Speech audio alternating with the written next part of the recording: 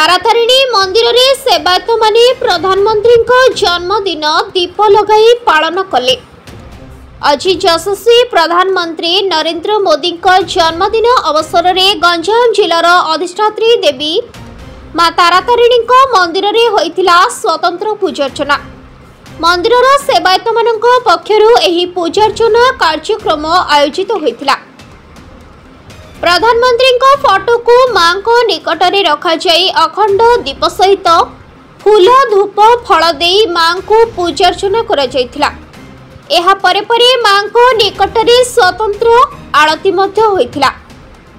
प्रधानमंत्री दीर्घायु और निरोग कामना करने सहित देशर उन्नति रे एभली सहभागिता बजाय रहू बोली कामना करी मां को निकट में पूजार्चना करथिले सेवायत माने।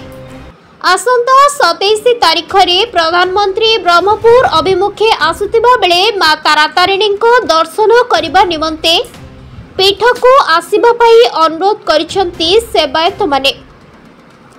मां को पीठ रे प्रधानमंत्री को पाद पड़िले मां को मंदिर रे आहुरी उन्नति साधित होई परिबो बोली कहिसंती सेवायत गण। एही अवसर में बहु सेवायत माने सामिल होई मां को निकट में प्रधानमंत्री को पाई पूजार्चना करथिले।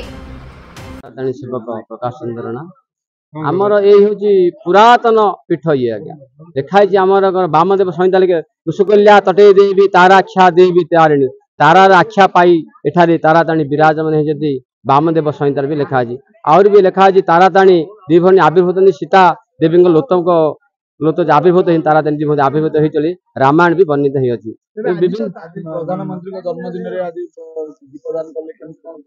आज प्रधानमंत्री जन्म उत्सव विधिवत भाव में षोडशोपचार पूजा धूप दीप नैवेद्य पंचोपचार पूजा होगी मां को अभिषेक मुक्तक समस्त प्रकार पूजा पाठ पद्धति होगी प्रधानमंत्री उत्तरोत्तर उन्नति हो आउरी विश्वर मंगल काम से भी लगी पड़तु तांकर प्रचेषा आज भारत उन्नति हो। मो बापूजी ना मो माँ तारातारिणी श्रृंग लगी सेवायत आज आज हूँ से पवित्र दिन जेहेतु आमर भारतर प्रधानमंत्री श्रीयुक्त नरेंद्र दामोदर मोदी जन्मदिन उत्सव आज ये परिप्रेक्षी आम समस्त सेवायत माने माँ पाखे दीर्घायु कामना करने सहित जीवन यात्रा किभली भाव में धार्मिक चिंताधारा एवं स्वच्छ चिंताधारा जो अच्छी आगू आगमन हम आगू बढ़ से विषय माँ पाखे प्रार्थना करूँ दीर्घायु कामना करने सहित आम माँ मंगल कामना करूँ। आशा करसंता गंजाम जिले आम छत्रपुर स्थित ब्रह्मपुर स्थित माननीय प्रधानमंत्री आसुँच बहुत खुशी किंतु आम चाहूँ कि माँ तारातारिणी पीठ को सी आसतु माँ तारातारिणी दर्शन करने सहित भगवती आदिशक्ति आशीर्वाद नियतु एवं से आशीर्वाद नहीं समग्र भारत वर्ष सेवा करूँ।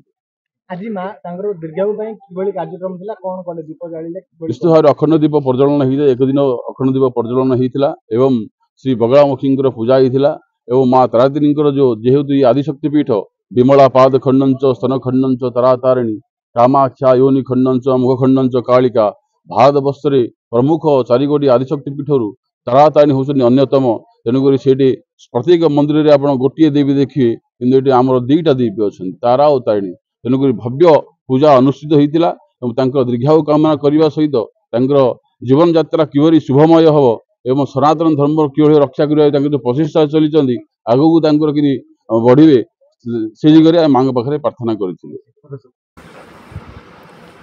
गंजाम पुरुषोत्तमपुर प्रसन्न कुमार दास को रिपोर्ट आईजेबी न्यूज।